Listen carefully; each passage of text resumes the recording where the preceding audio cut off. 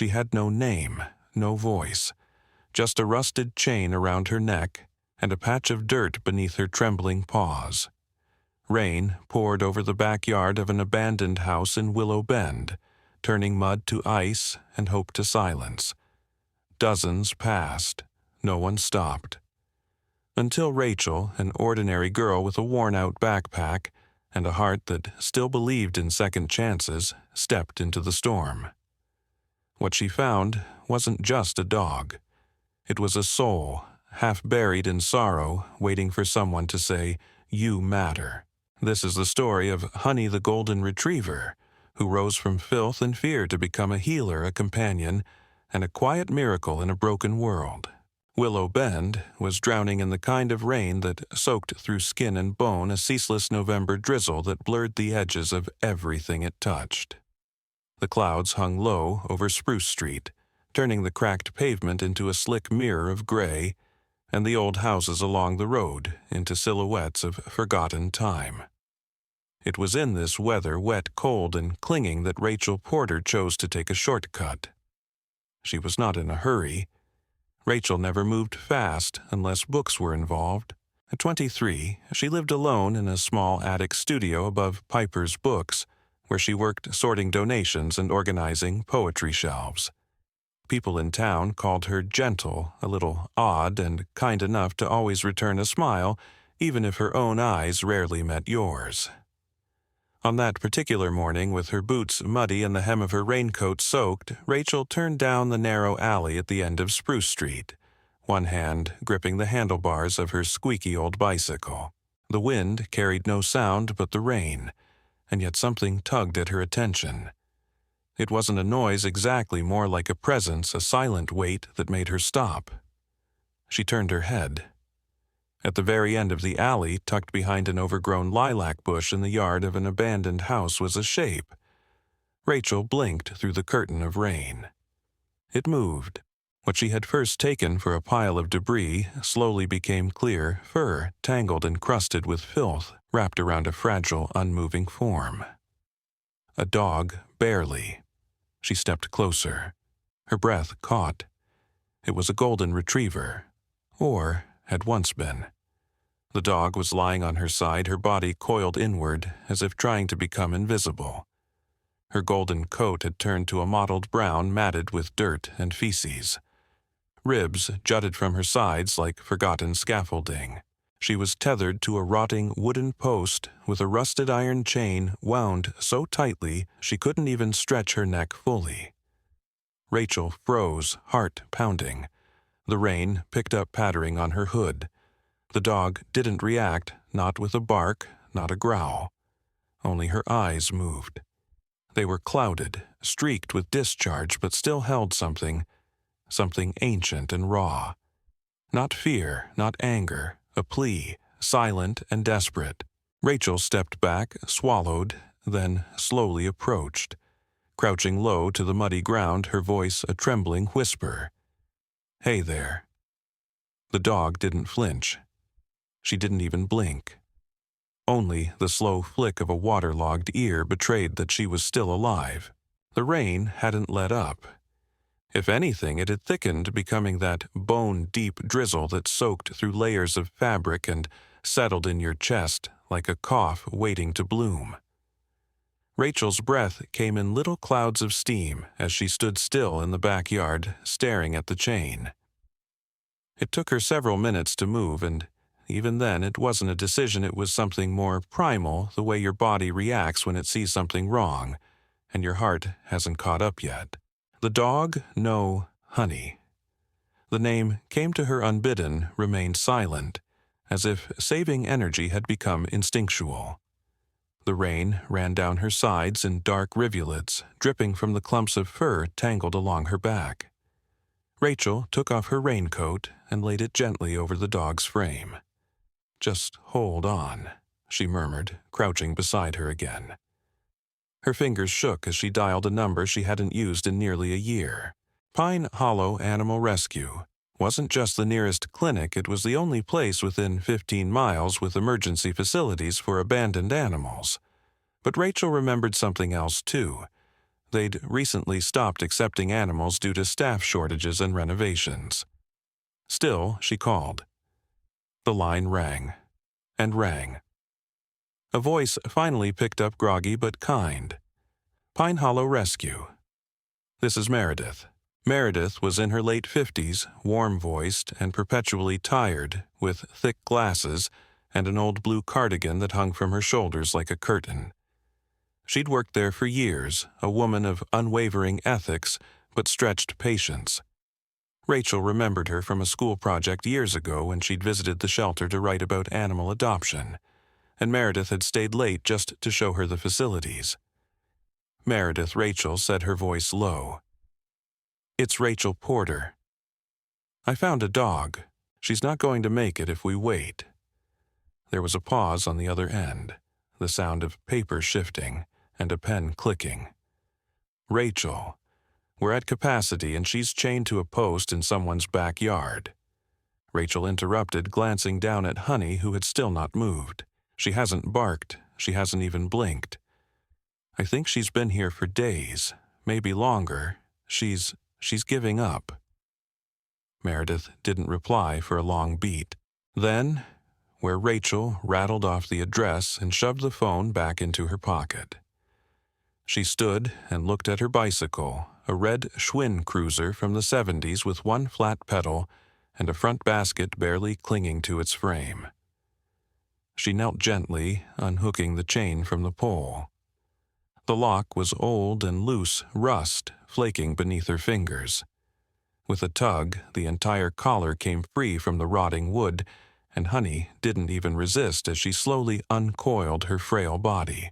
Rachel wrapped the dog in her raincoat, lifting her into the wire basket. It sagged with the weight but held. She secured it with a scarf she tore from her own neck, tying knots with trembling fingers. The ride through the town was a blur of rain and breath and heartbeat. Rachel pedaled as fast as the bike would allow, steering with one hand, steadying the basket with the other. Honey didn't make a sound. Her weight was barely that of a sack of leaves, and Rachel found herself whispering nonsense as she rode little reassurances, small comforts. Willow Bend was quiet that time of morning, especially in the rain. Storefronts were still shuttered. Smoke rose from chimneys and dogs barked behind fences invisible in the fog. She passed Benton's garage, where a man in his 40s named Cal Benton, tall and broad with grease always under his nails, stepped out from beneath the awning when he saw her pass. "You all right, Rachel?" he called. Rachel didn't slow down, just waved. "Emergency," she shouted, her voice thin in the rain. "Be safe," Cal muttered, watching the figure disappear down the hill. The clinic sat near the edge of the woods, a squat brick building, with a faded sign and a porch light that always flickered. When Rachel arrived, the gate was locked, but a silver Subaru sat in the gravel lot. Meredith was already unlocking the front door umbrella in one hand, phone wedged between her shoulder and ear. She waved Rachel in without a word, guiding her to the back examination room. Inside, the warmth hit like a wave. The lights were soft, the air scented faintly with antiseptic and cedar. Meredith took the bundled dog into her arms with surprising gentleness and laid her on the exam table.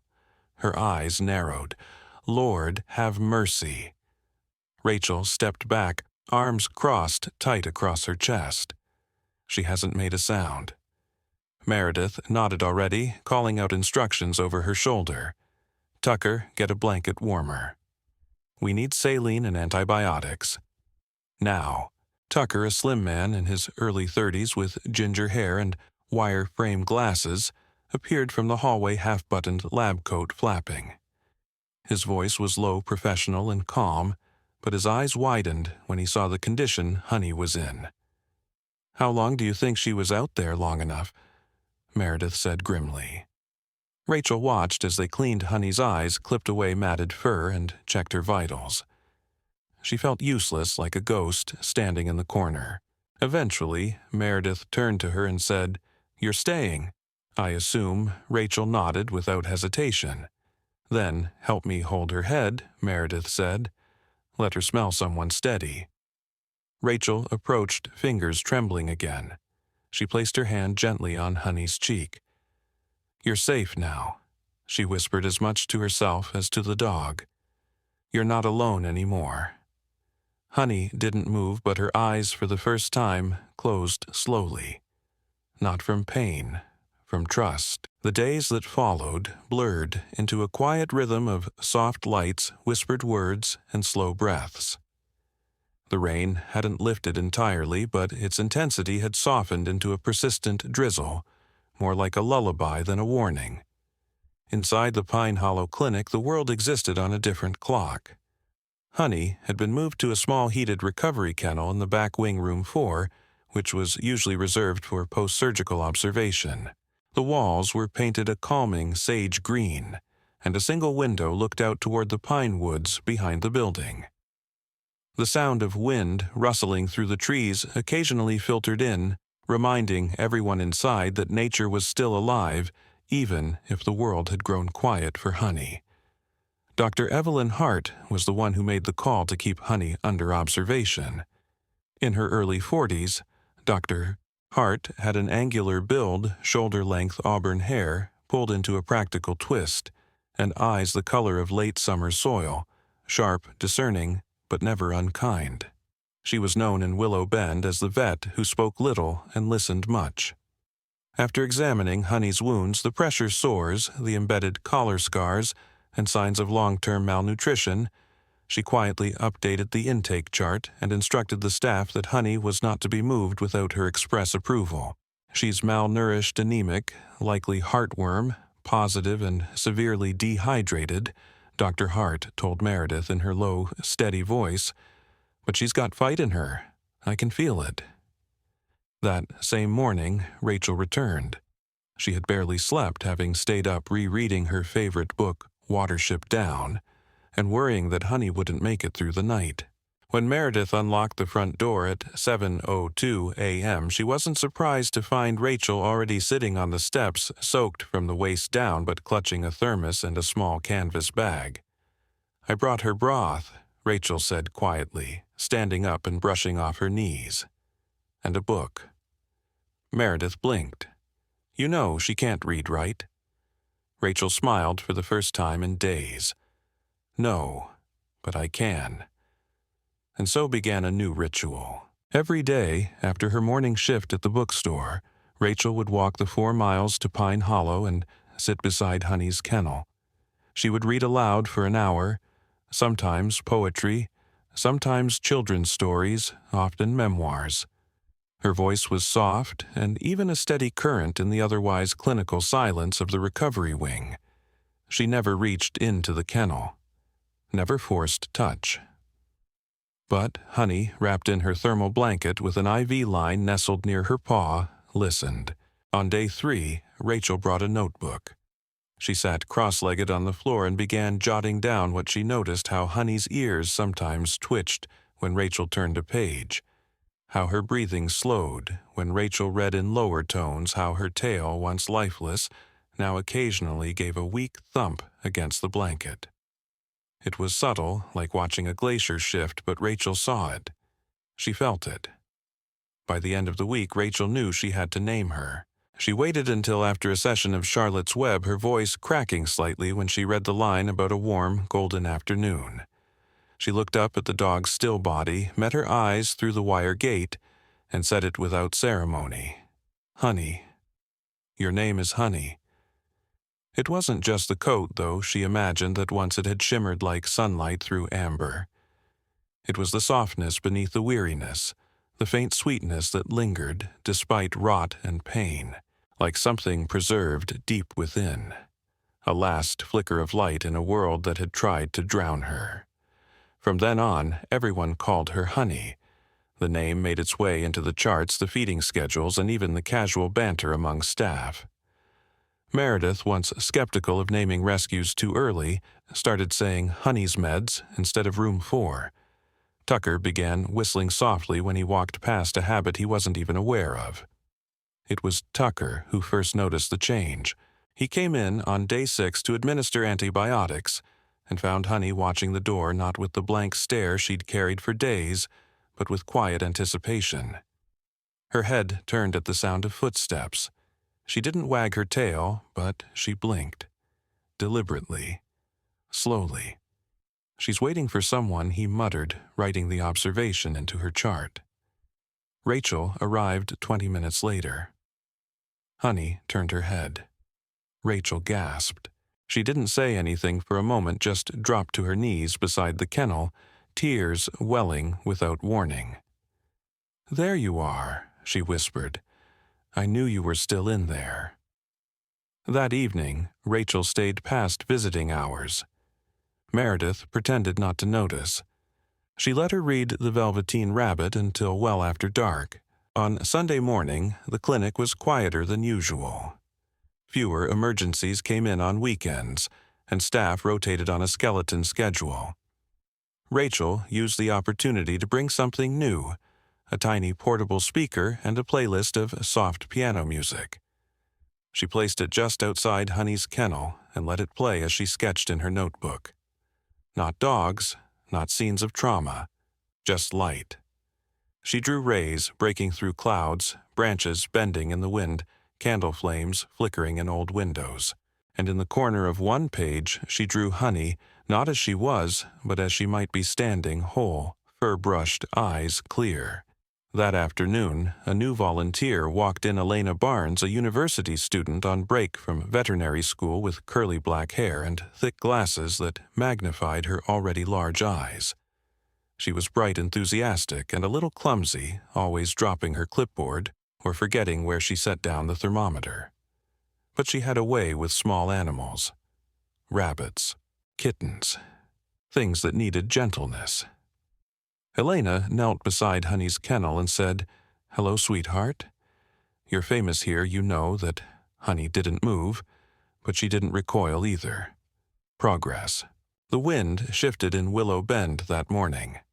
Though still early December, the air had the brittle bite of approaching snow, and the pine trees behind Pine Hollow Veterinary Clinic rustled like old men whispering secrets.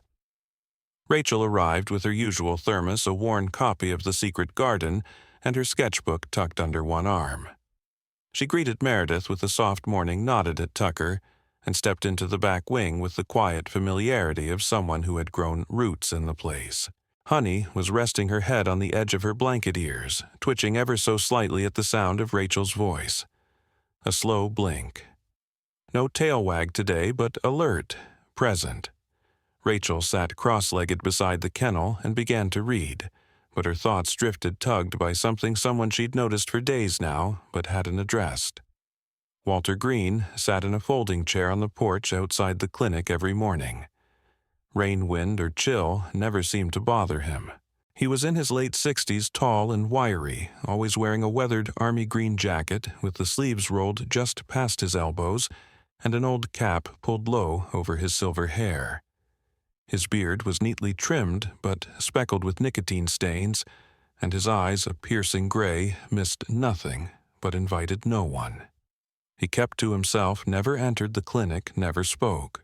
But he was always there, coffee in one hand, staring across the yard at the tree line like he was waiting for something that had never arrived. Meredith had once told Rachel in a hushed voice over the reception counter that Walter had served 3 tours overseas and came home someone different. He was kind, she'd said. Funny even. Then his son enlisted, didn't make it back. That was the end of Walter's laughter. Today, Rachel found him in his usual place, a cigarette smoldering between his fingers, smoke curling toward the gray sky. She nodded as she passed. He gave a grunt of acknowledgement. It was more than yesterday. Inside, Rachel read for 20 minutes, then stopped mid-sentence. Honey wasn't looking at her. She was staring at the window, not at the trees, at the porch, at Walter. Rachel turned to glance through the glass. Walter had stood up. He didn't approach, not immediately. But after a few slow steps, he reached into the pocket of his jacket and pulled out a crinkled plastic bag. Something red inside caught the morning light. He set the bag down gently on the edge of the porch, turned, and walked away without a word. Rachel stepped outside after her visit ended. The bag was still there, sealed clean and labeled in blocky military handwriting, beef jerky. High protein. She smiled to herself and brought it inside. Meredith raised an eyebrow but said nothing. The next day, the bag was replaced by a different one, this time homemade. A wax paper-wrapped parcel tied with string. Smells like venison. Tucker muttered, sniffing curiously. Rachel left it beside Honey's bowl and sat by the kennel reading slower than usual, watching her canine listener watch the world. It became routine. Walter never entered, never spoke. But every morning something new appeared. Sometimes it was a treat. Once it was a toy, an old knotted rope, frayed at the ends but clean. Another time it was a dog brush still in its package. Meredith allowed it. "Whatever helps," she said simply. On Friday, Rachel made a decision. As she packed her bag to leave, she scribbled a quick note on a scrap of paper and placed it on top of the venison treat outside. "Thank you. She likes your kindness. R." The next day the note was gone. In its place, a single line on the back of a cigarette carton. "She reminds me of someone." From then on, they spoke in notes. Rachel learned that Walter had once trained dogs during his first deployment. He never owned one after coming home. "Too much memory in the silence," he wrote once. But this one listens. On day 10, Rachel invited him in. She walked outside after her reading session and found him adjusting the creaky porch chair. "She's not contagious anymore," Rachel said softly, crossing her arms. "If you'd like to come in, I think she'd recognize you." Walter looked at her eyes, narrowing under the brim of his cap. Then, with a sigh that came from deeper than bone, he stood. He didn't go far, just stepped inside the threshold, removed his cap, and stood silently by the doorway of Honey's room. Honey stirred on her blanket, raised her head, and for the first time in days her tail gave a visible thump. Walter's voice, when it came, was gravel and wind. "Hey there, girl." Honey blinked slowly. "She likes jerky," Rachel said gently. Walter gave a short grunt. A smart dog, that was all. But he stayed longer the next day, and the next. Eventually, he brought a folding stool, setting it just outside the kennel's open door. Not too close. Not yet. He watched Rachel read his eyes softening around the edges. He didn't speak much, but he didn't have to. Honey did the talking now in tail flicks, small movements, eyes that followed every shift in the room. A bond was forming between girl and dog. Yes, but also between the dog and the man who had forgotten how to speak tenderness. Meredith noticed. "Sometimes healing doesn't ask permission," she said to Tucker one evening. "It just walks in and sits beside you." By the end of the second week, Pine Hollow didn't quite feel like a clinic anymore. It felt like a quiet sanctuary. The sterile walls had softened under the weight of presence. The constant hum of Rachel's voice, reading aloud, the steady tap of Walter's boots pacing behind her, and the slow, hopeful rhythm of Honey's breathing as her world grew wider. Honey had begun to stand. At first, it was a tremble-laced effort. Her back legs, still weak from months of disuse and malnutrition, wobbled beneath her. Meredith had been cautious, gently encouraging light movement, but reminding Rachel that healing was not a race. But it was Walter who noticed something more subtle each time Honey stood. She looked not at Rachel, not at the door, but at the open space beyond the window. At the patch of ground just past the rear porch where moss had begun to overtake the brick pavers. "She wants to feel the earth," he said one morning, crouching beside Rachel, with a thermos of black coffee balanced on his knee. Rachel looked at him sideways, her expression somewhere between amusement and awe. "You think so?" Walter shrugged. "I know the look." It's the same one I wore when they sent me home. All I wanted was dirt under my boots, to know I was still part of the world." Rachel nodded slowly. "Then we give her the earth." The idea started simply enough clear out the old kennel behind the building. Once used for larger dogs, it had fallen into disrepair over the past few years, a fenced space with a concrete floor now cracked with weeds. But to Honey, it would be her first taste of outside, of freedom. Together, Rachel and Walter approached Meredith with the plan. The older woman raised an eyebrow, her lips pressing into a line of cautious concern. "She's not ready for that much space." "She doesn't need space," Rachel replied. "She needs permission." In the end, it was Meredith who fetched the keys. They worked for 3 days, sometimes joined by Tucker when his rounds slowed down. Rachel brought gloves and tools borrowed from the bookstore's back storage. Walter provided muscle and quiet determination. He rarely spoke, but when he did, it was practical and precise.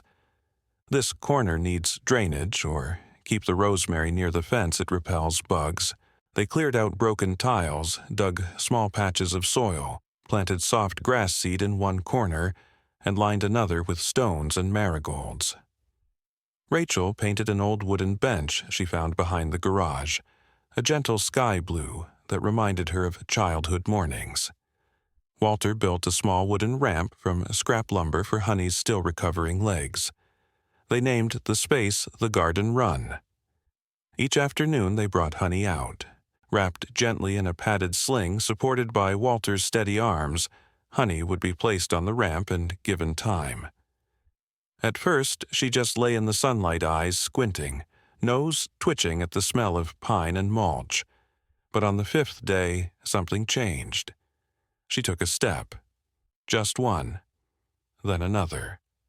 Her legs shook, but she stayed upright, and Rachel dropped the book she was reading, hands over her mouth. Honey walked slow, deliberate 3 full strides before collapsing into the grass with a soft sigh that sounded almost like relief. Walter let out a quiet chuckle. "Told you. Earth." That evening, Rachel lingered after closing. She stood in the garden with her notebook and sketched the moment as best she could, the golden fir lit by sunset, Walter's silhouette behind the bench, and a single paw print in the soil. The next morning, someone new arrived at the clinic. Nina Caldwell, a volunteer coordinator from a nearby animal shelter, had heard about Honey through Tucker's casual mention at a supply drive. Nina was in her early 50s with short-cropped auburn hair and wide shoulders that suggested a life spent lifting crates and wrangling reluctant rescues. She walked into Pine Hollow with a clipboard, a focused expression, and a coffee stain on her left sleeve. "I want to see her," she said simply. Meredith raised an eyebrow but led her to the recovery wing. Rachel watched from her usual seat by the kennel as Nina approached the glass knelt and observed Honey with a professional eye. "She's got potential," Nina murmured. "But more than that, she's got grace." Rachel tilted her head. Grace Nina stood. Most animals who've been through what she has either shut down or lash out. But she's reaching. Even now, that's rare. With the right care, she could help others heal. Rachel glanced at Walter, who was standing quietly by the back door, arms crossed. She already is. That evening, as the sun dipped below the tree line, Rachel looked at the old man beside her. "You've changed too, you know." Walter smirked. "Nonsense. Still grumpy as ever." "Sure," she said. "But you planted marigolds, don't think I didn't notice." Walter looked at the flowers for a long time before muttering, "They were my wife's favorite." Neither said anything else. The wind moved through the pines, and Honey, lying in the grass with her head raised, blinked slowly at the horizon. Rachel whispered more to herself than anyone. "Maybe we're all finding our way back." The morning was colder than usual, the kind that nipped at fingertips and painted frost along the edge of every window pane. Rachel bundled herself in a gray wool scarf and slipped her fingers into gloves 2 sizes too big. The sky over Willow Bend was a brilliant silver blue, cloudless and clean, and for the first time in weeks the sun arrived early, clear, and direct. It was the kind of day that felt like an invitation. Honey had come far. Her steps were still slow.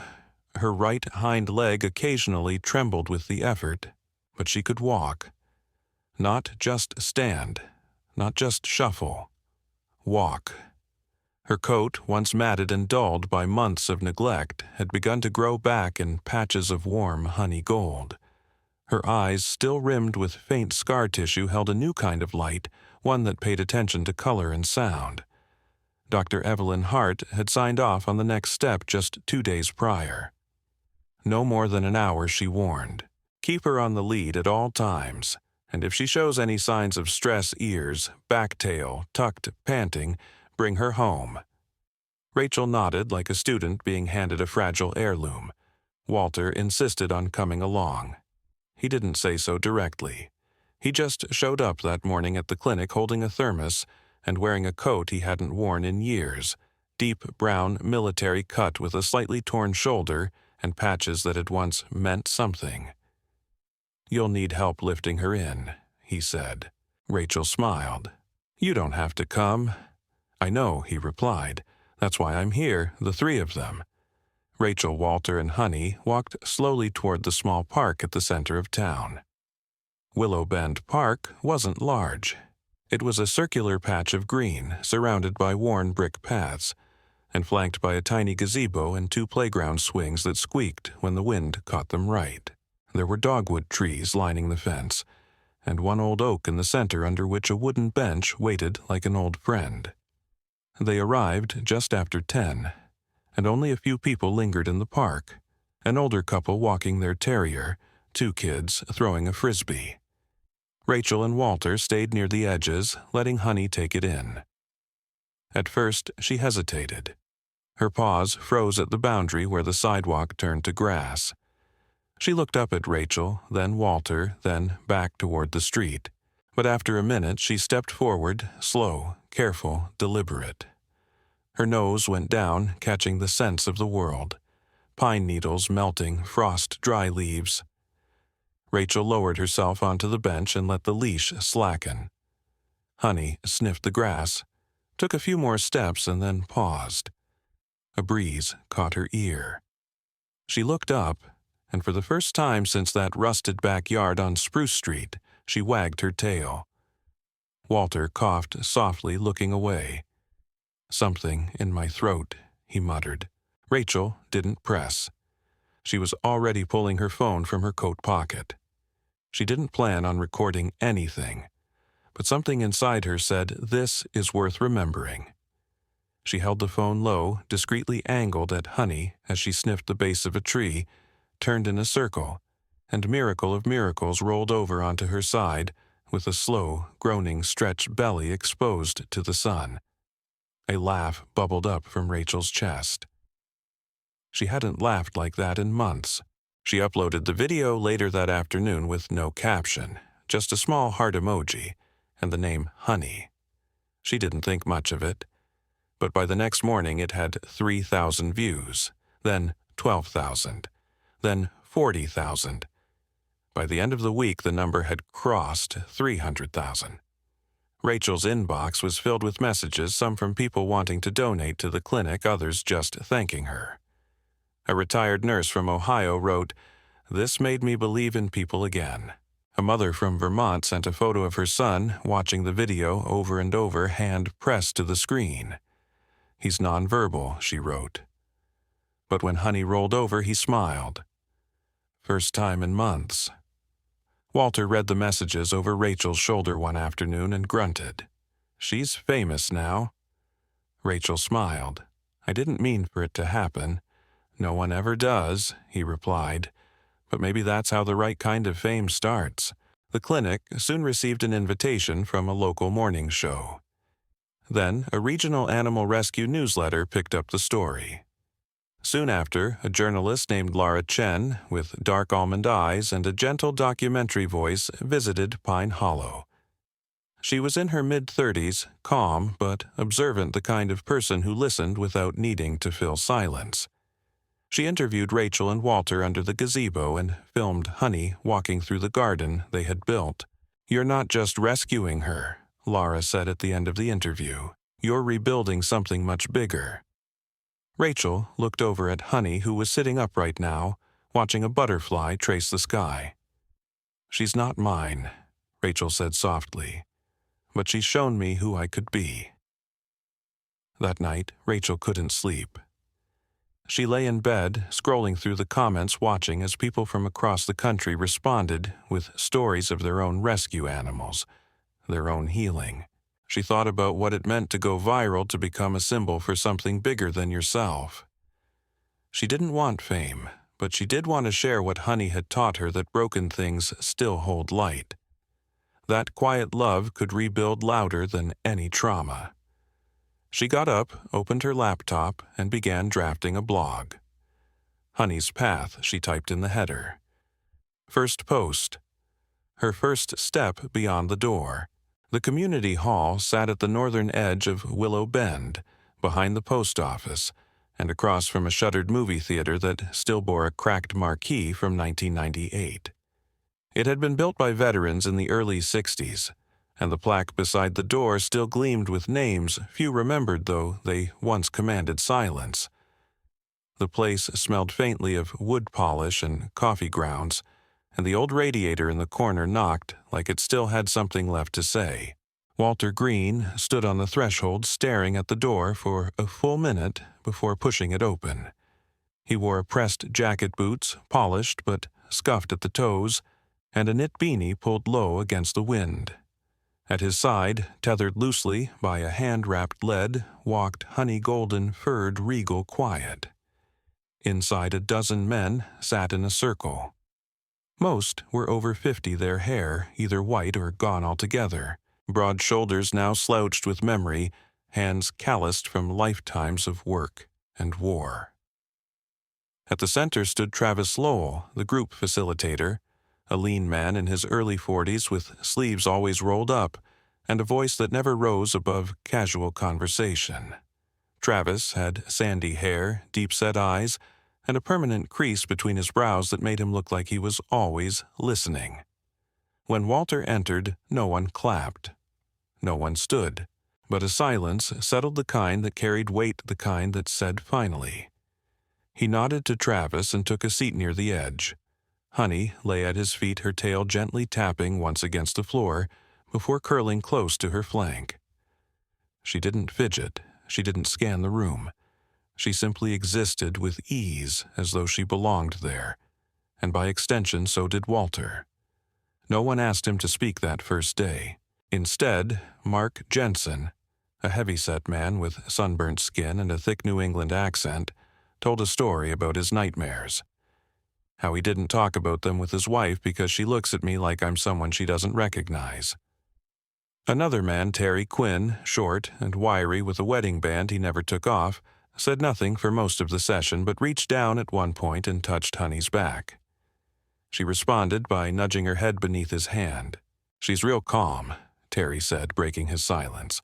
"Feels like being near a fireplace that doesn't burn." A week later, Walter spoke. It wasn't dramatic, no preamble, just I haven't been around people much. Not since my boy. Everyone looked up, even Travis, but no one interrupted. Walter continued, voice low and steady. He was 22, loved jazz music, wanted to be a firefighter. Joined the Marines instead, got hit in a convoy outside Ramadi. His hand rested on Honey's head. I stopped talking after that. Didn't feel like there was anything worth saying. The room was silent. Then Mark cleared his throat. What changed? Walter looked down at Honey. She didn't ask me to explain. From that moment on, Walter became a fixture. He wasn't a leader, not in the traditional sense, but men watched him. They paid attention when he entered. They spoke more easily when Honey curled beside their feet. The circle began to grow. Word spread that there was a new kind of presence in the room, gentle, quiet, healing. Rachel was invited to sit in one day not as a therapist or volunteer but as a guest. She came wearing her second-hand denim coat, a notebook in her lap, unsure if she was intruding. But Travis welcomed her with a nod. Sometimes people need to see who the bridge is made of. She watched as Honey moved from one veteran to another, always slow, always calm. Sometimes she pressed against a knee. Sometimes she simply lay close. And sometimes, like with Terry, she'd do nothing at all, just be. And somehow, that was more than enough. One afternoon, a younger man arrived. Nathan Porter, only 30, with thick brown hair and a nervous energy that crackled beneath his stillness. He was an Army medic who'd left service 3 years ago and hadn't attended any kind of group since. He came with his mother, who waited in the car. Nathan didn't speak for the first 2 sessions, but on the third, Honey walked up to him and sat down without instruction. He didn't reach out, just looked at her shoulders trembling slightly as he whispered, "I lost 5 guys I couldn't save." Honey leaned into his leg. His hand moved hesitant, then rested on her head. A full minute passed. Then Nathan whispered, "Thanks for staying." Walter met Rachel's eyes across the circle. There was something in his look, not pride, not ownership, but recognition, as if saying, "You knew she could do this before any of us did." By the end of the month, Travis handed Walter a manila folder. "It's a proposal," he said. "A pilot program, state funding, animal-assisted therapy. They want Honey as the anchor." He smiled. "And they want you as the face." Walter blinked. "Me, who else?" Travis said. Rachel and Walter sat under the gazebo later that evening. The sky had turned the color of apricots, and the wind smelled like the river that ran just past town. Honey rested between them, head on Rachel's boot. "You think I can actually do this?" Walter asked. "I think you already are," Rachel replied. The corner of Maple and Ash had once been home to a shuttered antique store, the kind that smelled of mothballs and forgotten memories. Now its windows were lined with flowering pots, a chalkboard easel stood proudly on the sidewalk, and behind the glass was a painted sign that read, "Honey's Corner Books, Brews, and Second Chances." On the far right panel, hand-drawn in careful white paint, was the silhouette of a golden retriever mid-stride, tail-up ears, perked hope incarnate. Exactly 1 year had passed since Rachel Porter had found Honey chained and shivering in a backyard behind Spruce Street. That day had felt like the end of something. Today, under the sunlight of early spring, it felt like a beginning. Rachel, now 24, moved with a quiet assurance that hadn't existed before. Her hair was shorter, curled just at her jawline and often tucked behind her ears. She still wore second-hand clothes, but now with the confidence of someone who had chosen them not out of necessity, but identity. Her eyes held something deeper, too. She didn't smile constantly, but when she did, it stayed. Honey trotted beside her as she opened the cafe doors that morning, pushing them wide so the breeze could follow. Her coat gleamed in the light, golden and thick, her tail curved gently behind her. She wore a therapy vest, now navy blue, with white embroidery that read, "Certified Therapy Dog," and she wore it like a crown. The interior of Honey's corner was warm and wide-filled with wooden shelves that reached to the ceiling, and cozy nooks carved into every corner. There was a low platform near the back called the Story Circle, where Rachel read books to children every Saturday morning. Cushions shaped like bones and clouds were scattered across the floor. At the front, a coffee bar served tea cocoa and simple pastries, most baked by Maggie Slater. The cafe's quiet, flour-dusted baker with salt and pepper hair, and a laugh that filled every corner of the room. Maggie was in her early 60s, stout and practical, with a fondness for cardigans and an uncanny ability to remember every customer's favorite drink. Out back past the herb-lined patio was a garden that bloomed more than vegetables. Walter Green tended it every day. He wore a wide-brimmed straw hat now, and though his joints were stiffer than last spring, his hands still moved with the precision of someone who understood how to coax life out of broken ground. He planted sunflowers along the back fence lavender by the benches and left a corner wild for the bees, he always said. Children visited Honey's corner, not just for cocoa and stories, but for Honey herself. She was now a regular at the local elementary school's special education program and the Willow Bend Senior Center every other Thursday. She'd sit beside wheelchairs, curl up on therapy mats, let small, unsure hands pet her ears, and when no one was watching, rest her head gently on the laps of those who needed comfort, but didn't know how to ask for it. One of those children was Benji Wallace, a 6-year-old with a mop of red curls and a diagnosis of selective mutism. He had never spoken in front of anyone outside his home. But last week, after sitting beside Honey for 20 minutes in the story circle, he had leaned forward and whispered barely audible, "Hi, Honey." Maggie cried. Rachel cried. Walter just smiled and said, "Told you." She listens first. On the day of the dedication, a soft crowd gathered at the park where it had all begun. The sun filtered through the leaves like golden silk, casting patterns on the ground. At the park entrance, a bronze statue stood on a stone pedestal.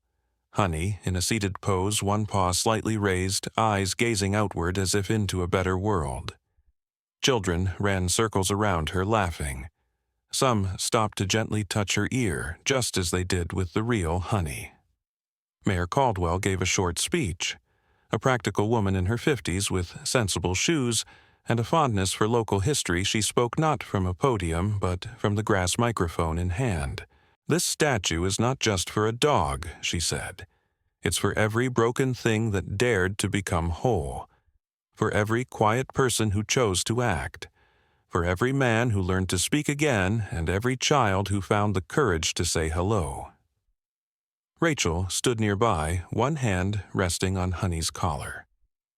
Walter was to her left, hat in hand, his eyes misty but unashamed. Travis Lowell was there too, standing beside a group of veterans, Frank, Mark, Terry, and Nathan, all dressed in matching jackets, with a small honey patch sewn onto the sleeve. They were now mentors in a statewide peer support initiative, Honey's Bridge, funded through the grant Walter had once thought would never be approved. As the crowd dispersed, a young woman approached Rachel. Her name was Samantha Reyes, a social worker from a neighboring town. She had dark curls pinned up with a pencil and bright hazel eyes behind thick glasses. "I'm starting a trauma center in Riverside," she said, voice hopeful but nervous. "I don't suppose you'd be willing to train other therapy teams based on Honey's model?" Rachel looked at Honey, who was now sniffing the daisies at the statue's base, then at Walter, who simply gave a small nod. "We'd be honored," she said. That evening, Rachel sat alone on the cafe patio, journal in hand, a cup of chamomile beside her. Honey dozed nearby, her tail twitching in a dream. The lights strung along the eaves flickered on as the sun dipped behind the trees. Fireflies blinked in the garden. Rachel began to write. Today, a boy said his first word beside her. A man shared his story for the first time in decades. A community gathered to honor not strength, but softness. And I am not afraid of being seen anymore. Because she saw me first. Sometimes miracles don't come as thunder or fire. Sometimes they arrive on quiet paws with scarred eyes and a silent will to trust again. Honey wasn't just a dog. She was a vessel for something higher, a reminder that what is broken can be made whole, not in an instant, but through love, patience, and grace. In a world full of noise and hurt, her journey teaches us that healing doesn't always begin with answers. It begins with presence, with choosing to show up, with kindness offered without expectation.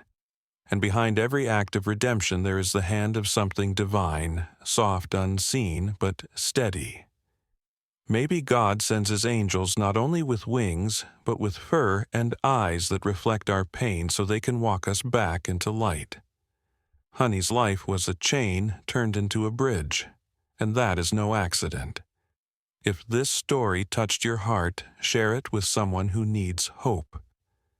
Leave a comment and tell us what Honey's journey means to you. And if you believe that God still moves in gentle ways through the least expected messengers, say Amen in the comments. May God bless you, and may we all have the courage to become someone else's miracle.